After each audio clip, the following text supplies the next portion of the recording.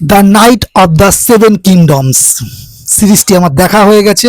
একটা একটা করে এপিসোড আসছিল, তাই আমি অপেক্ষা করছিলাম। পুরো এপিসোডগুলো এবার চলে এসছে, তাই এইবার এই সিরিজের আমি অল ওভার রিভিউ দেবো। তো সিরিজটা দেখা যাচ্ছে জিও হটস্টারে স্ট্রিমিং চলছে এবং হিন্দি ডাবডে অ্যাভেলেবেল আছে। যারা গেম অফ থ্রোনস পছন্দ করেছো, ভালো লেগেছে, তাদের তো এই মুভিটা সিরিজটা ভালো লাগবে। কিন্তু এই সিরিজটা কিন্তু গেম অফ থ্রোনসের এক্সপেকটেশনকে কিন্তু ব্রেক করতে বা টাচ করতে পারিনি, এটা সবার আগে বলে দিলাম।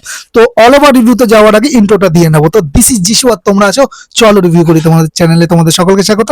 যারা এখনো পর্যন্ত চ্যানেলটাকে সাবস্ক্রাইব করোনি, প্লিজ সাবস্ক্রাইবটা করে নাও আর পাশে থাকা বেল আইকনটা প্রেস করে নোটিফিকেশন অন করে দেবে, যাতে করে কোনো রিভিউ আমার মিস না যায়। চলো সিরিজটা দেখে নেওয়া যাক, সিরিজটা কেমন লাগলো।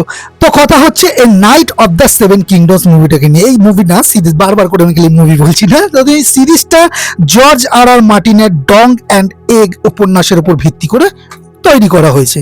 এটা গেম অফ থ্রোনসের মহাকাব্যিক যুদ্ধের তুলনায় কিন্তু অনেকটা বেশি ঘরোয়া, চরিত্র ভিত্তিক এবং মানবিক গল্প। এটি কোনো বড় সিংহাসনের দখলের লড়াই কিন্তু একেবারেই নয়, বরং একজন সত্যিকারের নাইট হওয়ার গল্প। গল্পের সরলতা এবং মানবিক দিকটি কিন্তু এর সবচেয়ে বড় শক্তি বলতে পারো।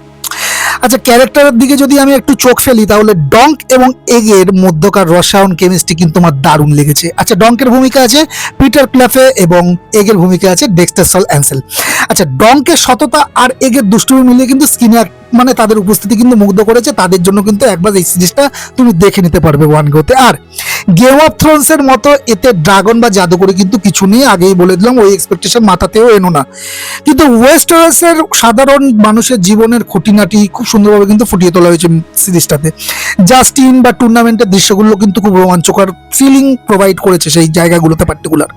আচ্ছা, আমি নেগেটিভ ইস্যু এবার চলে আসছি। দেখো, সিরিজটি গতি ধীর, পেসিং স্লো। যারা অ্যাকশন এবং দ্রুত প্লট পছন্দ করো তাদের কাছে কিন্তু একটু বিরক্তি হতে পারে।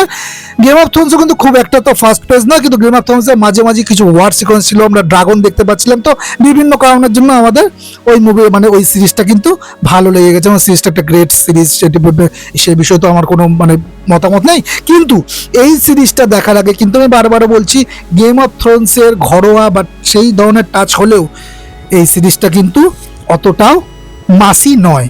আচ্ছা, স্কেলের হিসাবে যদি বলি, যারা বিশাল যুদ্ধের দৃশ্য দেখতে অভ্যস্ত তারা এই ছোট পরিসরের গল্প দেখতে কিন্তু হতাশ হতে পারে। অনেক সময় গল্পটা অনেকটা একই জায়গায় ঘুরে ফিরে মনে হবে যেন আর এগোচ্ছে না, গল্পটা এক জায়গায় বসে আছে। এবং আমি বলবো যে সিরিজটা কিন্তু খুব টকি শো হয়েছে। সারাক্ষণ ধরে শুধু কথা, বেশিরভাগ সময়টাই কথা এবং ড্রামা, এই জায়গাটায় কিন্তু পরিচালক খেলেছে, যা কাহিনীতে নতুনত্ব কিছুটা কমিয়ে দিয়েছে। তাই সেই ধরনের এক্সপেকটেশন কিন্তু একেবারেই রাখা চলবে না। এই night of the seven kingdom হলো একটা চরিত্র চালিত ড্রামা বলবো, যা আপনাকে ওয়েস্টারসের অন্য একটা রূপ দেখাবে। আপনি যদি অ্যাকশনের চেয়ে মানবিক সম্পর্কের গল্প দেখতে পছন্দ করেন, ড্রামা ওরিয়েন্টেড সিরিজ দেখতে পছন্দ করেন, ক্যারেক্টার ওরিয়েন্টেড সিরিজ দেখতে পছন্দ করেন, তবে এটা আপনার জন্য কিন্তু একটা চমৎকার অভিজ্ঞতা হতে পারে। পেসিং এর দিক থেকেও স্লো আছে এবং ওয়ার সিকোয়েন্সও সেরকম কিছু নেই। তো গেম অফ থ্রোনসের অডিয়েন্স যদি সরাসরি এই সিরিজটা দেখতে বসে, তারা কিন্তু খুব সহজেই বোর হয়ে যাবে। তো এটাই আমার বলা ছিল। তো এই ছিল আমার এই গোটা সিরিজটাকে নিয়ে অল ওভার রিভিউ। আমি একটা একটা করে সিরিজ কমপ্লিট করেছি, একটা একটা করে এপিসোড কমপ্লিট করেছি, এপিসোড একটা একটা করেই এসছে। কিন্তু আমি সম্পূর্ণ এপিসোড দেখার পরে তোমাদের আমি বলছি এই সিরিজটা দেখতে, কিন্তু তাও বলবো এই সিরিজটা কিন্তু তোমরা একটা দুটো এপিসোড করে প্রত্যেকদিন শেষ করো। ওয়ান গোতে শেষ করতে গেলে কিন্তু ধরাশায়ী অবস্থা হতে পারে, ক্লান্তি আসতে পারে, এটাই বলার ছিল। তো এই ছিল আমার এই সিরিজটাকে নিয়ে অল ওভার রিভিউ। যারা দেখে ফেলেছো তারা কমেন্টের মধ্যে জানাতে পারো তোমাদের কেমন লেগেছে। আর এই ভিডিও যদি ভালো লাগে তাহলে একটা লাইক শেয়ার করে দাও না, করে দাও তোমার নিজের কাছের মানুষদের সাথে। দেখা হচ্ছে নেক্সট ভিডিওতে, নেক্সট মুভি রিলেটেড বা সিরিজ রিলেটেড কোনো রিভিউ নিয়ে। ততক্ষণ ভালো থাকো, সুস্থ থাকো, দেখতে থাকো। চলো রিভিউ করি, খুব শীঘ্রই আসছি। টাটা।